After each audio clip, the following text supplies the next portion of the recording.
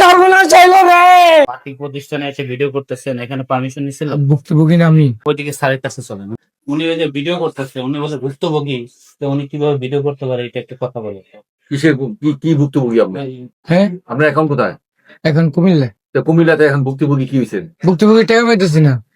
কুমিল্লাটা এখানে পাবেন? তো এটা শাখা না, হ্যাঁ, এটা শাখা না। ঢাকা ব্রাঞ্চে থাকাতে যদি আমি ভিডিও বানাবো এই জায়গায়, আমি ভিডিও বানাবো, আমি টাকা পাইতেছি না। ভিডিও বানাবো টাকা পাইতেছি না। এখন ঠিক আছে, আমার খরচ করার মতো চলার মতো অবস্থা নাই, এই জন্য কথা দিতে আমি ভিডিও বানাবো, আমার টাকা দেন, আমি দিয়ে দিচ্ছি 10,000 টাকা। না, আমি ভিডিও বানাবো, আমি দরকার আমার 50,000, আমার টাকা তো দিতেছে না।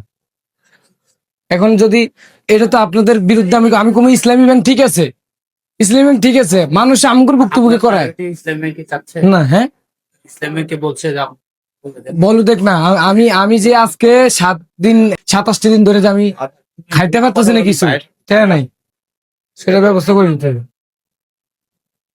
তাহলে আপনি অন্য জায়গায় নেন, বুঝিয়ে অন্য বাসে অন্য ব্যাংকে নেন, অন্য ব্যাংকে তো সুযোগ নেন।